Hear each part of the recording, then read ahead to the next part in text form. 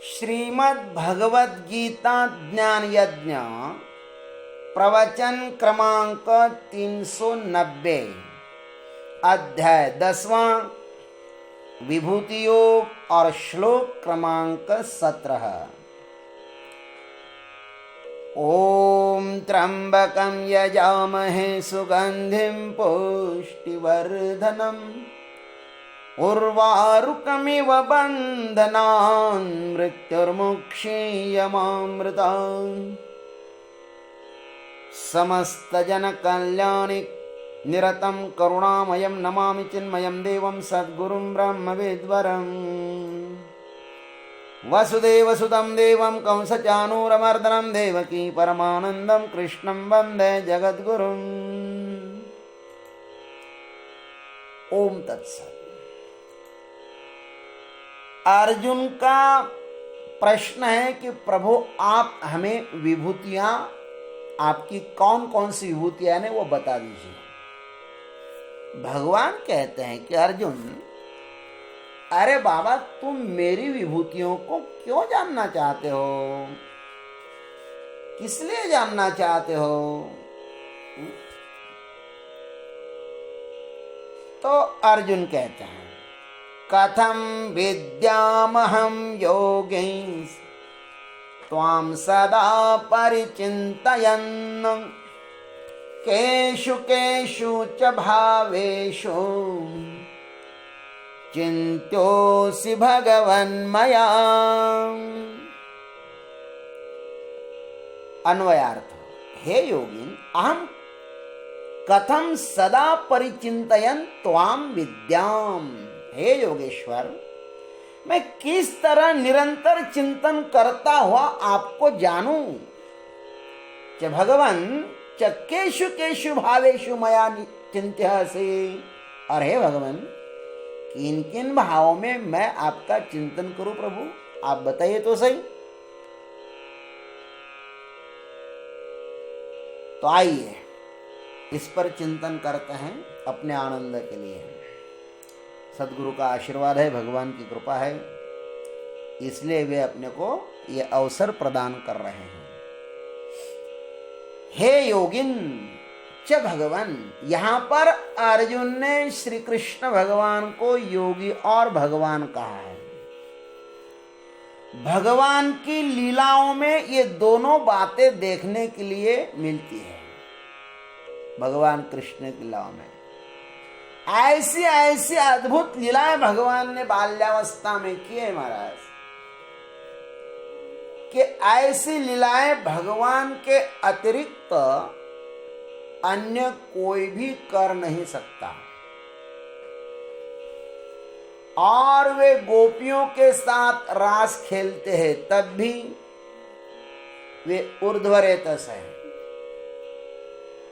गोपियों का और वृंदावन के सखाओं का त्याग करते हैं तो भी वे स्थित प्रज्ञ हैं। उनको कोई मोह नहीं है। वे केवल और केवल कर्म मात्र करते हैं। युद्ध क्षेत्र में भी वे खड़े हैं, किंतु योगी भाव से। प्रतिपक्षों को तो अपनी नारायणी सेना दी भगवान ने, और इधर स्वयं खड़े हैं। श्री कृष्ण का चरित्र समता से भरा हुआ है। अब तक जो कुछ देखा था, सुना था भगवान श्री कृष्ण के विषय में, वह सब अर्जुन को स्मरण हो रहा है। अब परमात्मा के प्रति जिज्ञासा शनि शनि बढ़ रही है। अब उसको, प्रभु को जानने की इच्छा हो रही है, इसलिए पूछते हैं, और पूछना भी चाहिए। अहम कथम सदा परिचिन्तयन् त्वां विद्याम। हे प्रभु, मैं आपका चिरंतन चिंतन भी करना चाहता हूं, आपका भजन करना चाहता हूं, आपको जानना चाहता हूं। परंतु ये दोनों बातें मेरे जीवन में किस तरह आएगी, मैं चिंतन भी करना चाहता हूं और मैं आपको जानना भी चाहता हूं। यहां पर अर्जुन ने बहुत ही मूल्यवान बात कही है। मैं जानकर चिंतन करना चाहता हूं। जानोनी नेनते करी माझे मनो हेच मद प्रेमा दे देवा। भगवान का चिंतन तो बहुत करते हैं।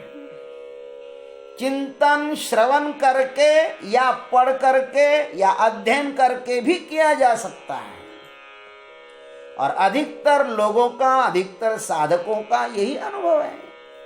उनका श्रवण करके, पढ़ करके, अध्ययन करके चिंतन करते हैं।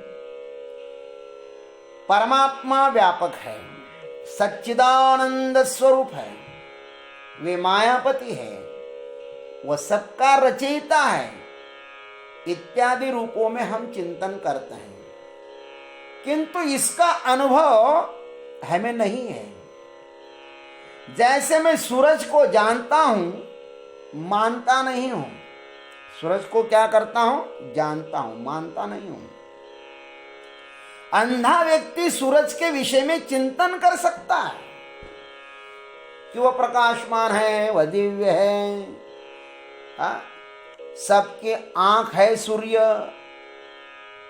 ये तो अंधा चिंतन कर सकता है, किंतु आंख वाले को चिंतन करने की जरूरत नहीं है। वह प्रत्यक्ष ही देख रहा है कि सूर्य है। खोलो पलक और देखो झलक। हमारा चिंतन जब हमारा अनुभव होता है ना, तभी उसकी सार्थकता होती है, और यह भगवान की कृपा से संभव नहीं है, केवल भगवान की कृपा से ही। संत नामदेव महाराज प्रभु का चिंतन भजन करते थे, किंतु एक विठ्ठल रूप में। अतः कुत्ता जब रोटी लेकर भागा तो उसे मारने के लिए उसके पीछे दौड़ पड़े, किंतु सदगुरु की कृपा, आशीर्वाद लेकर जब पीछे लौट आए ना, उसी कुएं पर उन्होंने रोटी बनाई। उसी कुएं पर पहली बार उसी कुएं पर रोटी बनाई थी। भोजन करने ही वाले थे तो कुत्ता आ गया और रोटी छीन करके भाग गया, तो नामदेव महाराज ने उसके पीछे डंडा लेकर भागे थे। तब गुरु के पास जा रहे थे वो। अब गुरु जी से ज्ञान लेकर लौट आए और उसी कुएं पर स्नानवान किया, रोटी बनाई, और वही कुत्ता आया, रोटी लेकर भाग रहा था। फिर नामदेव महाराज उसके पीछे डंडा लेकर नहीं भागे, घी का कटोरा लेकर भागे। हे मेरे विठ्ठल, हे मेरे श्याम सुंदर, हे मेरे प्रभु, हे मेरे आराध्य, रुक जाइए, रुक जाइए, रुक जाइए। बस दृष्टि बदल गई ना। मैं आपको इसी रूप में भी जानता हूं प्रभु, आप कुत्ते के रूप में है ना, उसको मैं जानता हूं। आप उस रोटी पर घी लगाने दीजिए, रोटी पर घी लगाने दीजिए, और फिर आप उसका भोग लगाएं। देखो दृष्टि बदल गई ना। इसलिए अर्जुन कहते कि चिंतन से भी श्रेष्ठ है जानना। इसलिए हे भगवान, केशु केशु भावेशु मया चिंता ऐसे, हे नाथ, किन किन रूपों में मैं आपका चिंतन करूं। अर्जुन का यह भाव बड़ा ही मूल्यवान है। प्रत्येक व्यक्ति के अधिकार के अनुरूप ही उसे उपदेश दिया जाता है। अधिकार तैसा करु उपदेश। अर्जुन क्षत्रिय वृत्ति का साधक है ना, और जिद्दी भी है। जो कार्य हाथ में लेते हैं ना, उसे कर ही डालता है। अतः वह आज तत्कालीन क्षत्रियों में अग्रगण्य है। साधक की वृत्ति ऐसी होनी चाहिए। महाभारत पढ़ने के लिए लिया तो महाभारत समाप्त होने तक रुकना ही नहीं, पढ़ते रहो, पढ़ते रहो। बाप रे इतना बड़ा है, कैसा पढ़ेंगे? ऐसा नहीं, पढ़ो। तुका म्हने रनी मागे फिरे टिम्ब टिम्ब। हाथ में लिया हुआ कार्य कभी छोड़ना नहीं चाहिए। अर्जुन नहीं छोड़ते थे मेरे भाई। वह इन वक्तव्य से स्पष्ट कहना चाहते कि आप सर्वेश्वर हैं, सर्वत्र हैं, सब रूप में भले ही हो महाराज आप, परंतु वह मेरा अनुभव नहीं है। मैं केवल अब मानने वाला व्यक्ति नहीं हूं, मैं अब तो जान करके ही मानूंगा। अतः सर्वप्रथम आप मुझे वह स्थान बताइए जिसमें आप विशेष रूप से प्रकट हुए हैं। मैं भी उससे परिचित होना चाहता हूं। मैं पहले आपको थोड़े में पहचानूं, फिर व्यापकता में पहचान लूंगा। जिन्हें अपने माता पिता गुरु आदि में परमात्मा नहीं दिखाई देते, वे लोग यदि आपकी सर्वव्यापकता निर्गुण निराकार की चर्चा करें तो मुझे तो आश्चर्य ही लगता है। अतः पहले मैं अपने आसपास के जगत में आपको पहचानूं। यह समस्त विश्व मेरा घर तो तब हो जाएगा ना जब मैं अपने गांव को ही अपना घर कहूं। गांव के लोगों से तो दुश्मनी और विश्व में प्रेम, यह संभव नहीं होगा प्रभु मेरे लिए। अतः मैं जहां हूं, जैसा हूं, मेरी यात्रा वहीं से प्रारंभ होवे। मैं सर्वव्यापक प्रभु को बाद में जानूंगा, किंतु पहले आप अपनी विभूतियां बताइए कि आप कहां कहां पे हो। मैं आपको कहां कहां पे देख लूं, मैं आपका कहां कहां पर साक्षात्कार कर सकता हूं, मैं उसको तो पहले जान लूं, बाद में कहूंगा कि सब परमात्मा ही हैं। हरि व्यापक सर्वत्र समाना, प्रेमत प्रगट हो ही मैं जाना।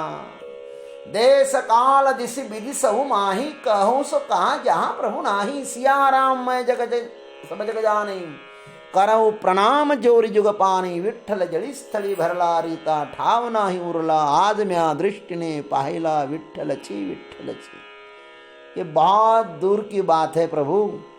पहले तो आप अपनी विभूतियां बताइए, मैं उसको उसमें आपको देख लूंगा, साक्षात्कार कर लूंगा, और फिर मैं आपको सब जगह मानूंगा। ओम तत्सत। जय गुरुदेव, जय जगदीश्वर, जय जय महाकाल।